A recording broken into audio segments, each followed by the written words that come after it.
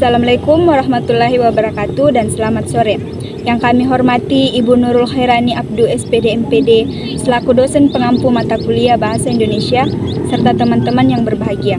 Baiklah, pada kesempatan kali ini kami akan menyampaikan mengenai hasil analisis surat kedinasan yang kami teliti di kantor Camat Wara Utara. Sebelum itu, izinkan kami perkenalkan diri. Baiklah, perkenalkan, nama saya Ernasa Fitri dengan NIM 2104010016. Perkenalkan, nama saya Nurul Huda dengan NIM 2104010018. Perkenalkan, nama saya Nur Anissa dengan NIM 2104010011. Seperti yang kita ketahui, surat menyurat merupakan salah satu kegiatan berbahasa yang dilakukan dalam komunikasi tertulis. Nah, surat merupakan suatu alat untuk menyampaikan informasi tertulis pada pihak kedua. Hal ini yang dapat disampaikan itu dapat berupa pernyataan, permintaan, laporan, dan sebagainya. Sebagai media komunikasi tertulis, surat memiliki kelebihan dibandingkan dengan alat komunikasi lainnya. Nah, dikatakan demikian karena surat merupakan bukti sah di atas hitam putih dan dapat menyampaikan sesuatu sesuai dengan keinginan si penulisnya dengan biayanya itu terjangkau. Nah, adapun kesalahan teknis penulisan dan tata bahasa pada surat, yang dimana pengertian dari surat dinas itu sendiri merupakan suatu surat resmi yang dibuat oleh sebuah instansi atau lembaga dengan tujuan untuk keperluan dinas, atau surat dinas yaitu surat yang berisi permasalahan kedinasan, dan biasanya surat ini dibuat oleh instansi atau lembaga. Adapun jenis-jenis surat diantaranya yaitu surat permohonan, surat keputusan, surat kuasa, surat pemerintahan, surat pengantar, surat edaran, serta surat undangan.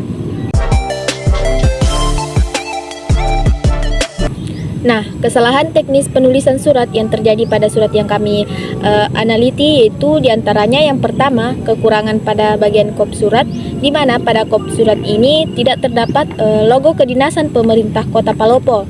Yang kedua, kesalahan pada bagian tujuan surat, di mana pada bagian ini kesalahan tujuan surat terdapat di samping karena keterangan surat yang seharusnya lebih baik penempatannya itu terdapat di bawah keterangan surat. Nah, pada bagian ini juga terdapat kesalahan pada kata kepada, yang harusnya kata kepada lebih baik dihilangkan saja, dan terdapat kesalahan penulisan seperti di tempat yang seharusnya tidak perlu dituliskan karena tidak menunjukkan suatu lokasi. Nah, kekurangan yang ketiga itu terdapat pada pembukaan. Pada bagian ini memiliki kekurangan karena tidak didahului salam pembuka. Nah, keempat, kesalahan pada pembuka pada bagian isi surat, di mana isi surat itu menggunakan kata kerja menindaklanjuti, yang seharusnya itu menjadi untuk menindaklanjuti. Pada bagian isi surat ini, kata lanjuti dan surat seharusnya awalannya itu tidak menggunakan huruf kapital. Nah, lanjutan dan surat. Yang kelima itu kesalahan pada isi surat. Pada kalimat sehubungan dengan hal tersebut di atas, seharusnya itu ditulis seperti sehubungan dengan hal di atas. Itu karena kata tersebut dapat dianggap sebagai pemburusan kata. Pada bagian isi surat juga di belakang kata kepada terdapat tanda hubung titik 2 yang seharusnya tidak perlu. Penulisan pada kata hari, tanggal, pukul, dan tempat seharusnya penulisan kata tidak diawali dengan huruf kapital. Nah, yang keenam itu kesalahan pada bagian penutup surat. Pada kalimat demikian kami sampaikan, seharusnya itu diawali dengan huruf kapital. Pada kata kehadirannya, seharusnya katanya diganti menjadi Bapak, Ibu, Saudara. Pada kalimat diucapkan terima kasih, seharusnya tidak diawali dengan huruf kapital. Nah, yang ketujuh itu kekurangan pada bagian salam penutup. Kesalahan pada bagian ini dikarenakan tidak diakhiri dengan salam penutup. Nah, yang kedelapan itu pada bagian penulisan tanda tangan dan cap dinas. Kesalahan pada penulisan pangkat pembina seharusnya tidak menggunakan kata penghubung titik 2. Serta pada penulisan di depan kata nip tidak seharusnya menggunakan tanda titik. Nah, Dari hasil wawancara dengan staf yang bersangkutan, pada hasil wawancara kami dengan salah satu staf dinas Kecamatan Wara Utara itu Bapak Sardi yang bersangkutan dengan pembuatan surat tersebut mengatakan bahwa mereka membuat surat dengan mengikuti tata naskah panduan persuratan dinas yang telah ditentukan oleh pemerintah Kota Palopo. Perbaikan surat yang dianalisis. Penulisan surat dinas sebaiknya mengikuti bentuk surat dinas pada umumnya. Dalam penulisan surat harus memakai kop surat, menggunakan bahasa resmi atau formal. Isinya singkat, padat, dan jelas.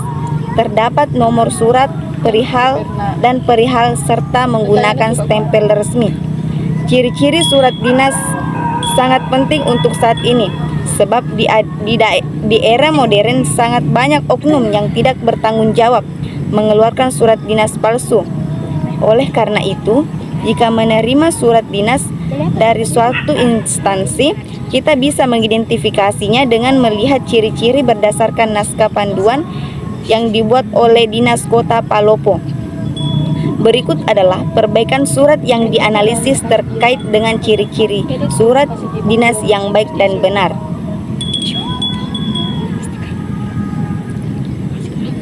Dan adapun kesimpulan dari wawancara saya itu, berdasarkan analisis di atas dapat disimpulkan bahwa ditentukan beberapa kesalahan teknis penulisan dan tata bahasa yang dipakai pada surat dinas Kecamatan Wara Utara, dan adapun beberapa perbedaan antara penulisan surat dinas dan surat pada umumnya.